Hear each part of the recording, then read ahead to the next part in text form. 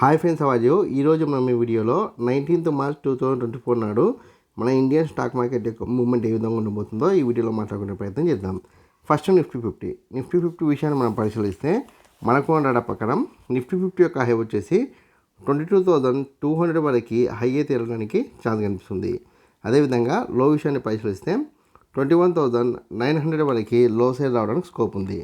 కాబట్టి మీరు 19th March 2024 నాడు నిఫ్టీ 50ని బేస్ చేసుకుని ఈక్విటీ మార్కెట్లో ట్రేడ్ చేసినా సరే లేదా ఆప్షన్ ట్రేడింగ్ చేసినా సరే ఖచ్చితంగా ఈ 2 నెంబర్స్ దృష్టిలో ఉంచుకునే ప్రయత్నం చేయండి. హై వచ్చేసి 22,200, లో వచ్చేసి 21,900. ఈ 2 నెంబర్స్ మధ్యనే నిఫ్టీ 50 మూవ్మెంట్ ఇవ్వడానికి ఛాన్స్ ఉంది. దాని తర్వాత మనకున్న మరొక ఇండెక్స్ బ్యాంక్ నిఫ్టీ విషయాన్ని మనం పరిశీలిస్తే మనకు డేటా ప్రకారం బ్యాంక్ నిఫ్టీ యొక్క హై వచ్చేసి 46,900 వరకు హై వెళ్ళడానికి ఛాన్స్ ఉంది. అదేవిధంగా లో విషయాన్ని పరిశీలిస్తే 46,200 వరకు లో సేల్ రావడానికి స్కోప్ ఉంది.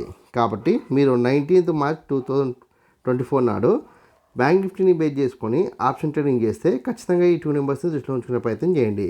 హై వచ్చేసి 46,900, లో వచ్చేసి 46,200. ఈ 2 నెంబర్స్ మధ్యనే బ్యాంక్ నిఫ్టీ మూవ్మెంట్ ఇవ్వడానికి ఛాన్స్ ఉంది.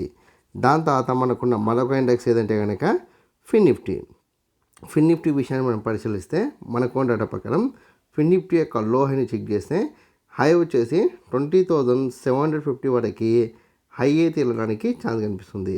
అదేవిధంగా లో విషయాన్ని పరిశీలిస్తే 20,450 వరకు లో సేల్ రావడానికి స్కోప్ ఉంది. కాబట్టి మీరు 19th మార్చ్ 2024 నాడు ఫిన్ నిఫ్టీని బేస్ చేసుకొని ఆప్షన్ ట్రేడింగ్ చేస్తే ఖచ్చితంగా ఈ 2 నెంబర్స్ని దృష్టిలో ఉంచుకునే ప్రయత్నం చేయండి. హై వచ్చేసి 20,750, లో వచ్చేసి 20,450. ఈ 2 నెంబర్స్ మధ్యనే ఫిన్ నిఫ్టీ మూవ్మెంట్ ఇవ్వడానికి ఛాన్స్ ఉంది. దాని తర్వాత మీ అందరికి వచ్చే కామెంట్ ఒకటి ఏంటంటే ఓవరాల్గా 19th మార్చ్ 2024 నాడు మా ఇండియన్ స్టాక్ మార్కెట్ మూవ్మెంట్ ఎలా ఉండొచ్చిన డౌట్ రావచ్చు. అయితే ఇక్కడ మనకు ఉన్న డేటా ప్రకారం నిఫ్టీ 50 కావచ్చు, బ్యాంక్ నిఫ్టీ కావచ్చు, ఫిన్ నిఫ్టీ కావచ్చు, ఈ 3 ఇండెక్స్లో ఓపెన్ అయితే హెవీ గ్యాప్ అప్ లేదా నార్మల్ గ్యాప్ అప్ లేదా హెవీ గ్యాప్ డౌన్ లేదా నార్మల్ గ్యాప్ డౌన్లో మార్కెట్ ఓపెన్ అవుతాయి. హెవీ గ్యాప్ అప్ అయితే మీకు 9:30 వరకు C10లో కొనసాగి దాని తర్వాత సైడ్ వేస్ వచ్చి మీకు 1 తర్వాత మార్కెట్ ఫాల్ కావడానికి ఛాన్స్ ఉంది. అలా కాకుండా నార్మల్ గ్యాప్ అప్లో ఓపెన్ అయితే మీకు 9:30, 9:45 వరకు C10లో కొనసాగి దాని తర్వాత సైడ్ వేస్లో ఉండడానికి స్కోప్ అయితే ఎక్కువ ఉంది. దాని తర్వాత 12:30 తర్వాత లేదా 1:30 తర్వాత మార్కెట్ ఫాల్ కావచ్చు.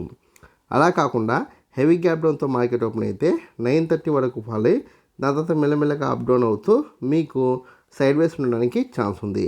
అలా కాకుండా నార్మల్ గ్యాప్ డౌన్ అయితే 9:30 వరకు ఫాల్ అయ్యి దాని తర్వాత మెల్లమెల్లగా అప్ డౌన్ అవుతూ మీకు 1 తర్వాత మార్కెట్ ఫాల్ కావడానికి ఛాన్స్ ఉంది. ఓవరాల్గా 19th మార్చ్ రోజు కూడా మనకు మ్యాక్సిమం మార్కెట్ సైడ్ వేస్ అంటే నేను ఇచ్చిన హైకి లోకి మధ్యనే మార్కెట్ మూవ్మెంట్ ఉండడానికి ఛాన్స్ ఎక్కువ ఉంది. అలా కాకుండా ఒకవేళ సైడ్ వేస్ లేకపోతే బేరిష్ ట్రెండ్ అంటే మార్కెట్ పడిపోవడానికి ఛాన్స్ అయితే ఎక్కువ కనిపిస్తుంది. సో బేరిష్ ట్రెండ్ రిఫర్ చేస్తున్నా కాబట్టి మీరు ఆప్షన్ ట్రేడింగ్లో భాగంగా PENT తీసుకుంటే కనుక నేను ఇచ్చిన లో బ్రేక్ అయిన తర్వాత కూడా ట్రైలింగ్ స్టాప్ లాస్తో వెయిట్ చేస్తే మీకు మంచి ప్రాఫిట్ వస్తుంది.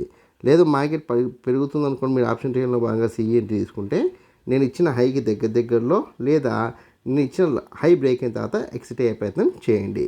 ఈ వీడియో కనుక మీకు నచ్చినట్లయితే లైక్ చేయండి, కామెంట్ చేయండి, షేర్ చేయండి. ఛానల్ని మటుకు ఖచ్చితంగా సబ్స్క్రైబ్ చేసుకోండి. జై హింద్, వందే మాతరం.